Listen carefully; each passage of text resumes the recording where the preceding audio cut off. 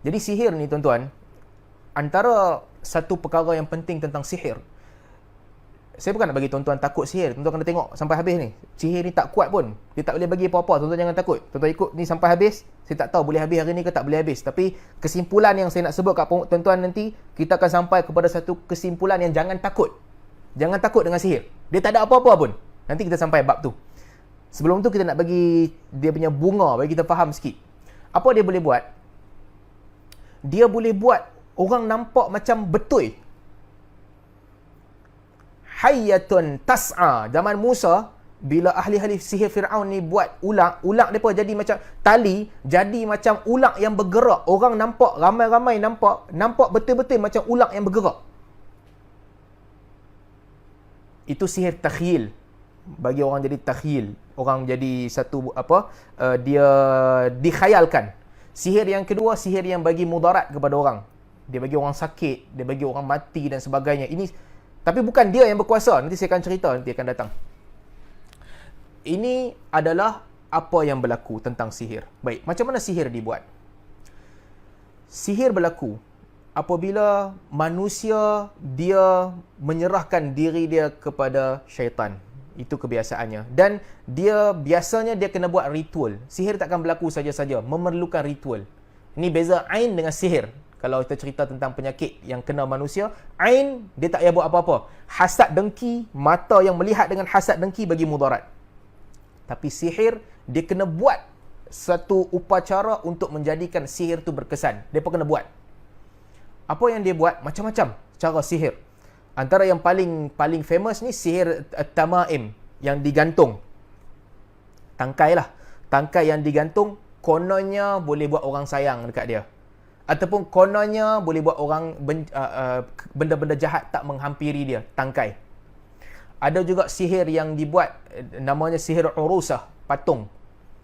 Saya pun tak tahu, tapi ulama bukan saya tak pernah buat pun perkara ni, tapi para ulama menceritakan tentang sihir patung ni. Satu patung yang dia buat, patung tu bentuk macam orang, kemudian dia akan ambil hadid, besi yang tajam, lalu dia akan cucuk dekat hujung atraf, sendi paling hujung patung tu, tangan dan juga kaki, cucuk pelan-pelan, kemudian dia akan bakar patung tu, dan dengan bacaan-bacaan yang dia buat, akhirnya dengan bacaan tu mudarat ditimpakan kepada orang yang dia nak buat sihir.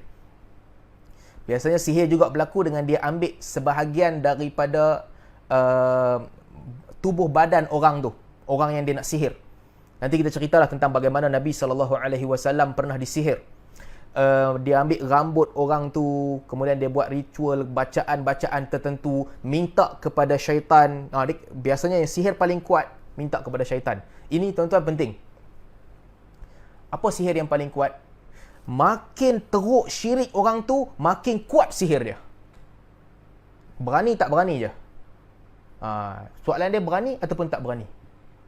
Semakin orang tu berani tinggalkan agama, semakin orang tu berani pergi ke lembah kehancuran yang paling dalam, sihir dia semakin kuat.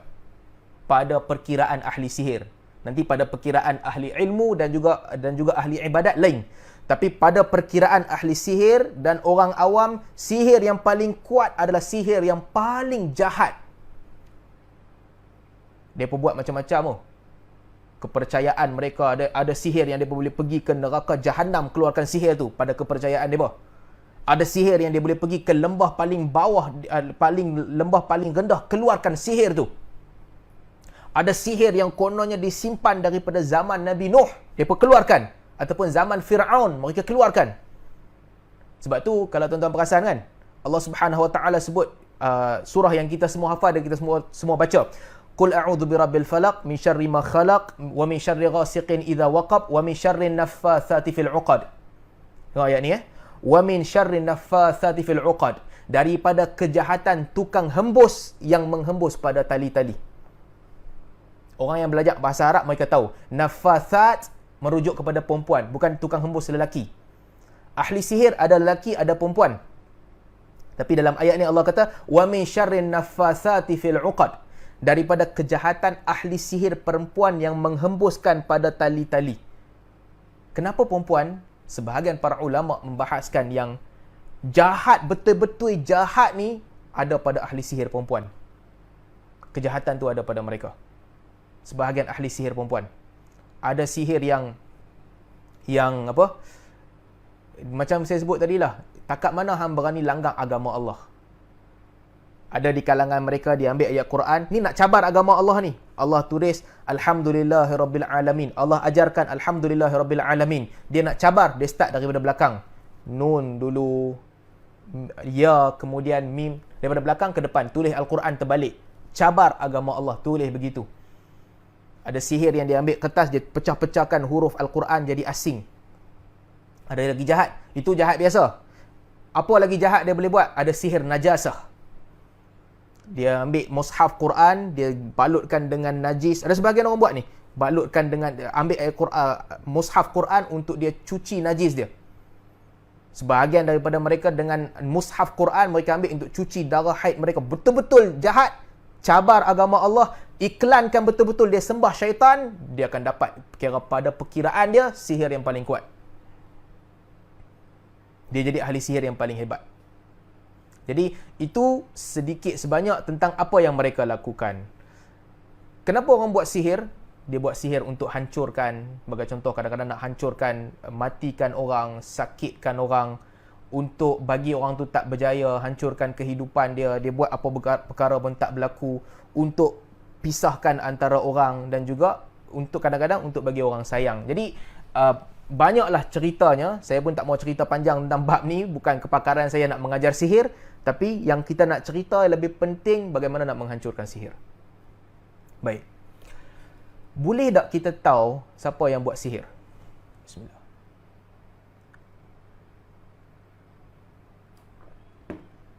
Boleh kita tahu tak siapa yang buat sihir? Kita boleh teka. Tapi betul tak betul tekaan kita, kita tak tahu. Betul tak betul, tak ada siapa boleh tahu tekaan dia betul ataupun tak. Sebab itulah Nabi SAW pernah satu tempoh dalam hidup Nabi SAW, untuk dalam riwayat disebutkan 6 bulan, Nabi SAW rasa macam Nabi buat sesuatu, tapi bila sebenarnya Nabi tak buat. Yukhayyalu ilaihi annahu yaf'ala syai', ya'mal syai' wa lam ya'mal. Nabi SAW rasa macam buat sesuatu, melakukan sesuatu tapi tak buat. 6 bulan Nabi SAW mengalami situasi ni, situasi yang sama. Akhirnya Nabi SAW pun doa kepada Allah Subhanahu Wa Taala nak bagi hilang sihir. Apa yang berlaku, Nabi tak tahu apa yang berlaku. Kenapa Nabi SAW diuji dengan ujian tu? Nabi buat tapi tak tahu. Nabi tak buat tapi rasa macam buat. Contohnya beginilah. Dalam hidup kita ada rutin yang kita buat kadang-kadang. Kadang-kadang kita buat, akhirnya benda tu jadi rutin. Tapi satu masa untuk tempoh 6 bulan dalam hidup Nabi SAW, Nabi rasa macam Nabi buat tapi Nabi tak buat. Nabi jadi diuji oleh Allah Subhanahu Wa Taala dengan rasa macam buat tapi tak buat untuk tempoh 6 bulan. Akhirnya Nabi SAW pun doa, minta kepada Allah Subhanahu Wa Taala supaya Allah tunjuk apa yang berlaku. Dan Allah Subhanahu Wa Taala pada satu ketika Allah jadikan Nabi SAW bermimpi. Yang Nabi cerita kepada Aisyah akan mimpi ini. Dalam mimpi tu, ini hadis sahih, ini bukan cerita dongeng, diriwayatkan oleh Al-Bukhari dan juga Muslim. Nabi SAW bermimpi yang datang 2 orang lelaki, satu orang duduk di kepala, satu duduk di kaki Nabi SAW. Yang duduk di kepala tanya kepada yang duduk di kaki, ma balur rajul, apa yang jadi kepada lelaki ni, apa masalah dia, apa yang dia sedang hadapi sekarang. Dan salah satu lagi malaikat ni yang jadi macam manusia kata matbub, dia telah dikenakan sihir. Perkataan lain untuk sihir matbub, dikenakan sihir. Qala wa man qabbahu, siapa yang mensihirnya? Lalu lelaki yang satu lagi ni yang jawab kepada yang tanya kata Labid bin A'sam. Yang sihir Nabi SAW adalah Labid bin A'sam, seorang Yahudi daripada Bani Zuraiq, yang sihir Nabi SAW. Wa ma tabbahu, dia buat sihir dengan apa? Lalu yang satu lagi ni, malaikat satu lagi jawab kepada yang lagi satu yang duduk dekat kepala, dengan musht wa musyatah, dengan gigi sikat Nabi SAW dan juga rambut-rambut Nabi SAW. Di mana dia letak? Malaikat ni pun cerita diletak di sekian-sekian tempat. Lalu esoknya Nabi SAW mengarahkan 3 orang sahabat, Ali, Zubair dengan Ammar bin Yasir, pergi ke tempat tu, keluarkan. Mereka pun pergi, mereka tengok ada satu bungkusan, mereka keluarkan bungkusan. Ketika itu Allah Subhanahu Wa Taala ajar Nabi SAW untuk baca Qul a'udzu birabbil falaq dan juga Qul a'udzu birabbin nas, sambil buka setiap satu simpulan. Qul a'udzu birabbil falaq, buka satu tali. Min syarri ma khalaq, buka lagi satu tali. Wa min syarri ghasiqin idza waqab, buka lagi satu tali. Wa min syarri naffatsati fil 'uqad, buka lagi satu tali. Wa min syarri hasidin idza hasad, buka lagi satu tali. Qul a'udzu birabbin nas, buka satu tali. Malikin nas, buka satu. Ilahin nas, buka satu. Min syarril waswasil khannas, buka satu. Alladhi yuwaswisu fi sudurin nas, buka satu. Minal jinnati wan nas, buka semua 11 kali, 11 tali yang ikat bungkusan tu. Dan apabila dibuka, para sahabat melihat dalam bungkusan tu ada gigi sikat Nabi SAW dan juga rambut Nabi SAW yang disihir oleh lelaki yang namanya Labid ibnu A'sam. Jadi daripada cerita ni kita tahu bahawa ini Nabi SAW, Nabi spend masa 6 bulan. Nabi tak tahu apa yang berlaku. Sampailah datang dalam mimpi Nabi SAW. Ketika itu Nabi SAW tahu Nabi kena sihir. Labid bin A'sam yang buat. Lalu Nabi SAW pun mengarahkan sahabat untuk hilangkan sihir tu. Kalau kita cerita tentang orang lain selain daripada Nabi SAW, bolehkah orang tahu dia kena sihir? Selain daripada Nabi SAW, boleh tak orang tahu dia kena sihir? Ataupun boleh tak orang tu tahu sihir telah berlaku? Yang ni saya nak cerita tuan-tuan, benda ni penting untuk kita tahu. Bagi orang yang terlibat dalam ruqyah, okey, siapa-siapa saja yang terlibat dalam ruqyah, bagaimana kita masuk dalam ruqyah itu akan menentukan kita punya pemahaman. Ini penting. Tuan-tuan akan, kalau tuan-tuan terlibat dengan ruqyah, tuan-tuan belajar ilmu ruqyah syar'iyah dan sebagainya, macam mana kita pintu mana kita masuk, pintu tu akan menentukan cara kita berfikir. Sebab sebenarnya banyak perkara yang kita anggap macam clash, tapi dia tak clash. Dalam dunia ni, kita anggap perubatan moden dengan perubatan Islam banyak yang clash, tapi tak clash. Kita anggap banyak sakit fizikal dengan sakit yang orang kata sihir ni buatan orang clash, tapi banyak sebenarnya tak clash pun. Dia satu. Banyak kita anggap yang gangguan makhluk yang tak baik ni, jin dan juga syaitan, dan juga kesan emosi, kita anggap clash, tapi tak clash. Ni tuan-tuan kena faham. Kita masuk sahaja ke alam ruqyah syar'iyah. Kalau seorang beriman, dia masuk ke alam ruqyah syar'iyah, dia berdepan dengan situasi ni. Ataupun orang-orang yang tak beriman, yang kafir, dia masuk dalam sihir dan sebagainya. Bila masuk sahaja alam ni, dia akan shape cara kita fikir. Dia akan shape. Sebab itu emosi kita.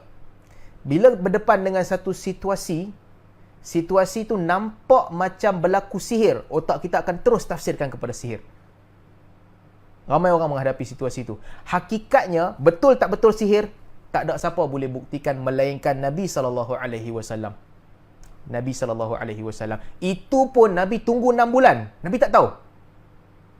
Akhirnya Allah Subhanahu Wa Taala utuskan malaikat untuk datang dan bagi tahu kepada Nabi SAW kena sihir. Kena sihir. Baru Nabi tahu. Nabi bagi tahu kepada Aisyah radhiyallahu anha. Ingat tak yang aku bagi tahu dulu apa berlaku? Aisyah kata ingat. Nabi kata sesungguhnya Labid ibnu A'sam telah sihir aku.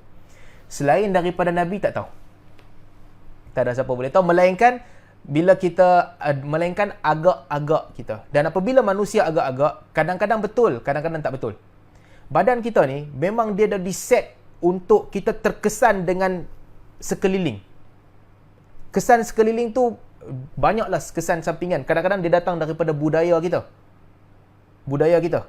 Di Malaysia, ini belum kita cerita pasal tukang ruqyah dan sebagainya. Budaya kita, kalau tuan-tuan jalan kan, tuan-tuan bau kemian, apa kita rasa? jalan kat tepi rumah siapa-siapa, kita bawa kemian malam-malam. Kemian di tempat kita, dia menghidupkan suasana. Okey, ada benda yang tak berapa elok lah. Sama ada jin ke, makhluk halus ke apa. Itu bau kemian. Otak kita terus tafsirkan ke situ. Okey, di tempat kita. Pergi ke Oman, kita lalu sebelah rumah orang, kita bawa kemian. Otak kita fikir lain dah. Budaya di Oman, kemian, ada juga orang buat berubat. Tapi kemian semua orang guna, fungsi kemian tu dah sama macam perfume. Semua rumah guna setiap malam di Oman. Pergi ke Oman, lalu sebelah rumah orang, kalau bau kemian, okey, ni bau yang best. Bau yang romantik. Bau yang menghidupkan mood. Jiwa kita terkesan. Sebab tu kalau tuan-tuan perasan kan, sebahagian orang, dia biasa mengubati orang, sama ada dengan ilmu syarak ataupun dengan ilmu sihir dan sebagainya. Kalau ada dia duduk dalam beberapa situasi yang dekat dengan macam sihir, gangguan jin dan sebagainya, dia akan terus berinteraksi seperti berlaku gangguan di situ. Tuan-tuan boleh lihat ramai orang. Sebab tu bomo-bomo yang suka menurun ni, yang suka menurun kan, tiba-tiba dia boleh jadi tok syekh apa kan. Jangan bawa ni orang yang ada masalah ni, yang ataupun berubat dengan cara ni, pergi jumpa mana-mana orang sakit. Jangan bawa. Sebab tak kira lah sakit apa pun, otak dia akan terus tafsirkan ini ada gangguan, boom, dia terus jadi. Tak percaya, cuba try. Bawa je orang-orang yang kata mereka dia ada kelebihan lah. Saya tak mahu cerita kelebihan ke tak, tapi kalau bawa orang-orang yang dia boleh menurun ni, dia tiba-tiba, kan budaya kita ada kan, sebahagian orang macam tu, dia duduk dalam suasana yang menakutkan, tiba-tiba dia bertukar jadi lain. Dia bertukar, konon jadi lawan dengan hantu. Orang-orang begini, tuan-tuan jangan pergi letak dekat orang sakit. Sakit apa pun, dia tafsir kot tu lah. Tak kira lah orang tu sakit apa pun. Ini sebab kesan budaya menentukan cara manusia berfikir.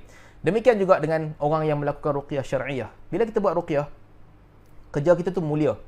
Kerja kita tu baik. Tetapi tafsiran kita akan cepat pergi ke arah melihat bahawa, okey, ini kena sihir. Ini kena ain, ini kena gangguan jin.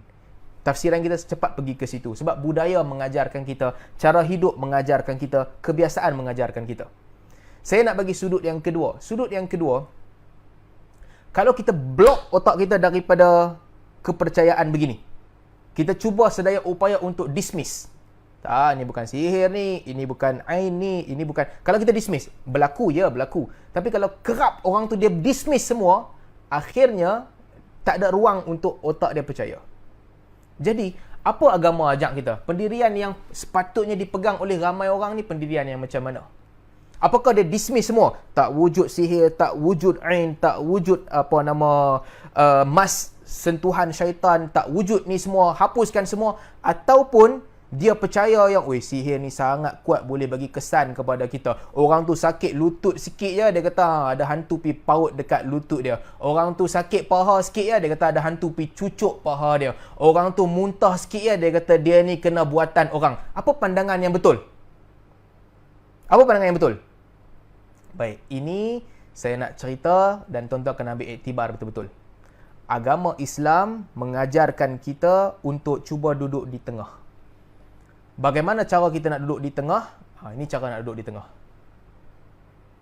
Kita tak memungkiri. Ada sihir, ada ain, ada mas syaitan, ada semua ni. Tapi dia tak berkuasa.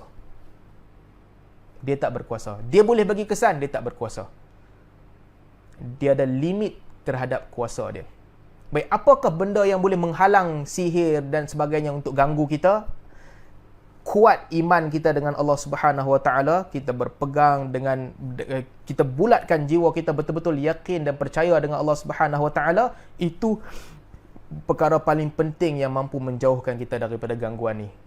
Itu agama ajar kita. Sebab itulah kalau kita tengok hadis-hadis Nabi SAW, Nabi ajar banyak ruqyah, zikir-zikir, bacaan-bacaan yang mengandungi maksud berlindung dengan Allah Subhanahu Wa Taala. Khalid Al-Walid radhiyallahu anhu datang jumpa Nabi SAW.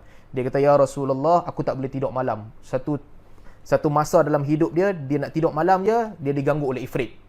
Dia rasa ifrit datang nak kacau dia.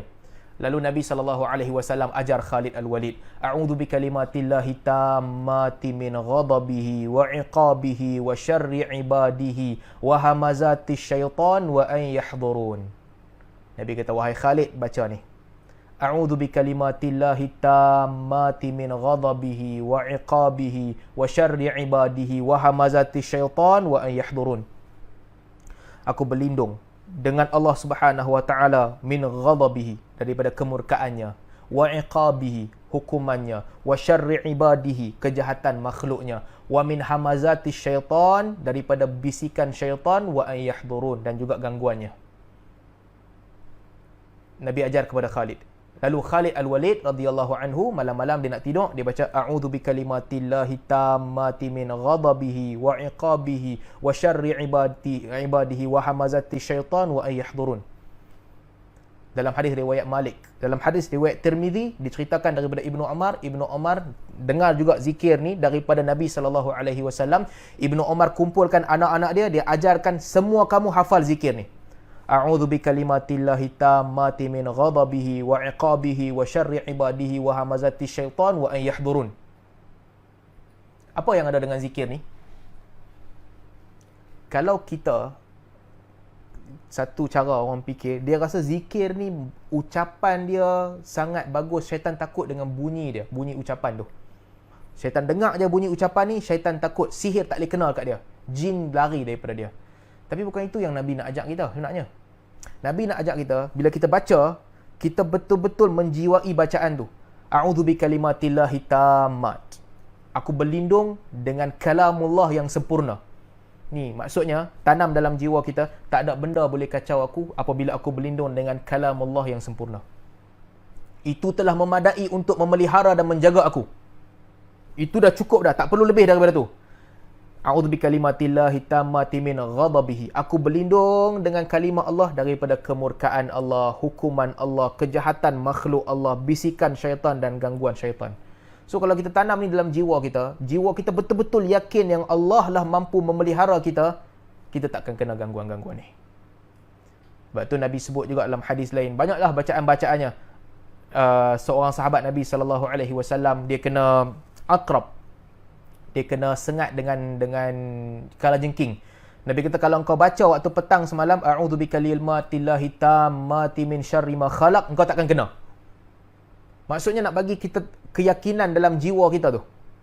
Jadi itulah yang diajarkan. Banyaklah zikir-zikir yang diajarkan oleh Nabi SAW. Saya pun banyak lagi nak cerita ni, tapi saya berhenti setakat ni dulu kot. Nanti banyak sangat. Cuma yang saya nak tekankan di sini untuk tuan-tuan dan puan-puan, apabila Nabi SAW mengajarkan zikir-zikir ni, supaya kita yakin, kita percaya bahawa Allah Subhanahu Wa Taala boleh melindungi dan menjaga kita. Yang tu yang penting. Itu yang paling penting untuk kita tanam dalam jiwa kita betul-betul. Inilah perkara yang paling kuat menghapuskan sihir. Kadang-kadang sahabat kita diuji, perniagaan dia hancur. Meniaga je hancur, meniaga je tak menjadi. Dia kata orang buat sihir.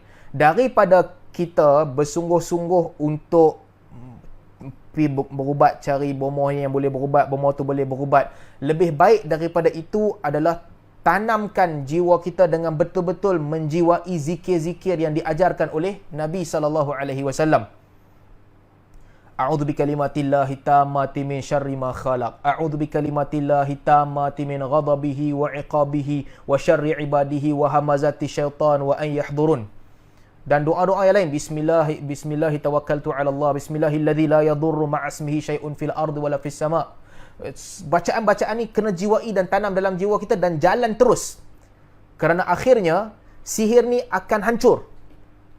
Semakin kuat jiwa kita, dia akan hancur lama-kelamaan. Sebab itulah dalam hadis riwayat Al-Bukhari diceritakan, apabila umat Islam sampai ke Madinah, orang Yahudi buat sihir. Buat sihir bagi orang Islam tak beranak. Dan beberapa ketika tu awal-awal datang tak ada siapa mengandung. Sekejap. Lalu ramai orang, ada orang mula jadi takut. Betul ke kena sihir?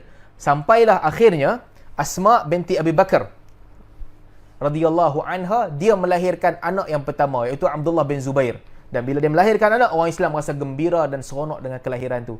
Nabi ambil Abdullah bin Zubair, lalu Nabi SAW gigit tamar dan Nabi letak dalam mulut Abdullah bin Zubair. Kata Asma binti Abu Bakar, itulah makanan pertama yang disentuh oleh Abdullah bin Zubair. Dia kena pecahkan dengan keyakinan yang sangat kuat. Dan tuan-tuan kalau masih ingat, saya cerita juga tentang Umar Al-Khattab radhiyallahu anhu. Orang kata dekat dia, ikut kepercayaan orang Mesir, Sungai Nil kalau tak buat upacara memang tak akan mengalir air. Berhenti air tu. Maka akhirnya Sungai Nil kering betul sebab tak buat kepercayaan. Orang pergi mengadu kepada Umar. Betul macam orang mereka cakap. Umar kata memang tak, ambil surat ni. Umar tulis surat. Wahai Nil, ini adalah surat daripada Amirul Mukminin Umar. Kalau engkau mengalir dengan kepala dengan izin engkau sendiri, berhentilah, aku tak perlu pun engkau. Tapi kalau engkau mengalir dengan izin Allah Subhanahu Wa Taala, aku arahkan kau untuk mengalir dengan izin Allah Subhanahu Wa Taala. Baling surat ni dalam Nil, Nil mengalir. Jadi kena kuatkan jiwa, bertawakal dan yakin dengan Allah Subhanahu Wa Taala. Allah Subhanahu Wa itulah yang bantuan paling kuat yang boleh kita pegang dalam jiwa kita untuk menghilangkan sihir. Tuan-tuan, sikit ya, last sebelum saya tutup majlis. Sekali-kali jangan masuk dalam alam percaya sihir. Bukan maksudnya jangan masuk dalam alam mempercayai sihir ni sangat berkuasa. Kita percaya sihir wujud, tapi kita pegang pada kuasa Allah Subhanahu Wa Taala. Sebab kalau kita masuk ke dalam kepercayaan sihir ni sangat berkuasa untuk mengaturkan segala-galanya, saya melihat ramai orang yang saya kenal, yang saya tengok di sekeliling, tak ada jalan keluar dah. Sihir ni takhyil. Sihir ni dia merosakkan otak kita. Dia pusing otak kita sampai kita percaya. Sangat susah nak keluar kalau kita start percaya yang dia paling berkuasa. Ramai orang diuji apabila mereka start percaya sihir paling berkuasa, dia cari bomoh ni. Tak berjaya, dia cari bomoh tu. Tak berjaya, dia cari lagi satu bomoh. Dia pergi berubat sini, dia pergi berubat sana. Akhirnya, zikir-zikir ni dia tinggal. Jangan mula. Saya minta tolong tuan-tuan, inilah senjata paling kuat.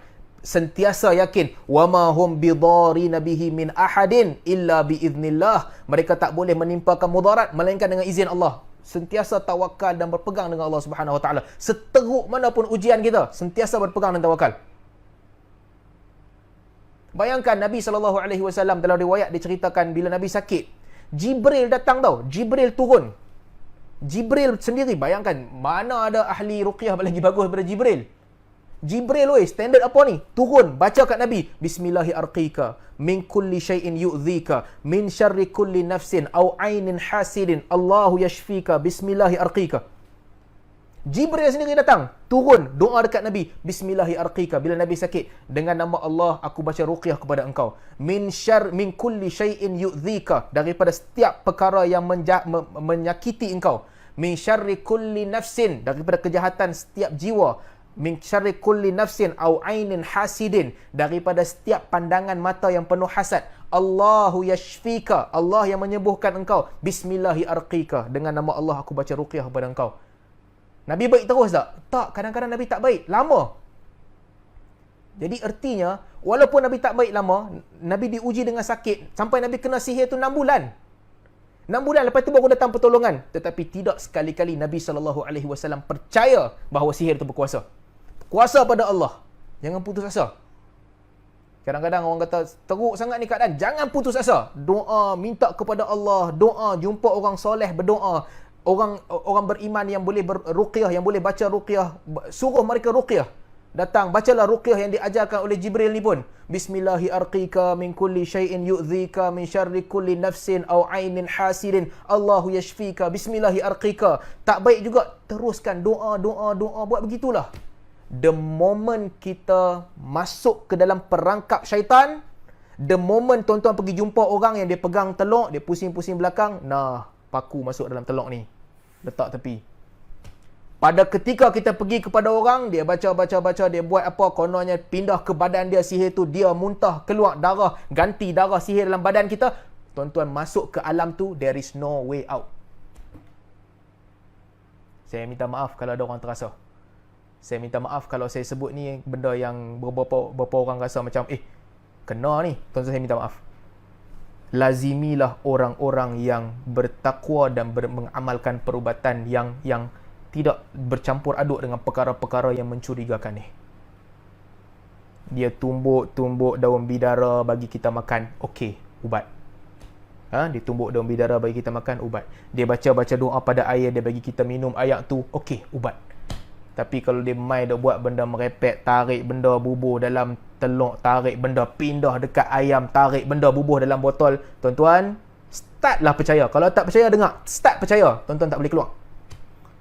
Bukan tuan-tuan saja, anak-anak kita, cucu-cucu kita, cicit-cicit kita, kawan-kawan kita, sekeliling kita, itulah budaya hidup kita. Inilah yang berlaku kepada Firaun dan orang pengikut dia. Tak ada jalan keluar. Sehingga Musa datang, Musa memimpin mereka dan mengeluarkan mereka. Jadi ini perkara terakhir yang saya tekankan kat perempuan. Kadang-kadang kita berubat tak jadi. Kadang-kadang kita berubat, kita nampak macam tak jadi juga, sakit teruk juga. Jangan putus asa. Jangan putus asa. Pergi hospital berubat, satu benda boleh buat. Teruskan buat begitu. Doa minta kepada Allah Subhanahu Wa Taala. Carilah pengubat yang berdoa meminta kepada Allah Subhanahu Wa Taala. Jangan pijak kaki kita ke lembah mistik ni. Kerana susah nak jumpa jalan keluar.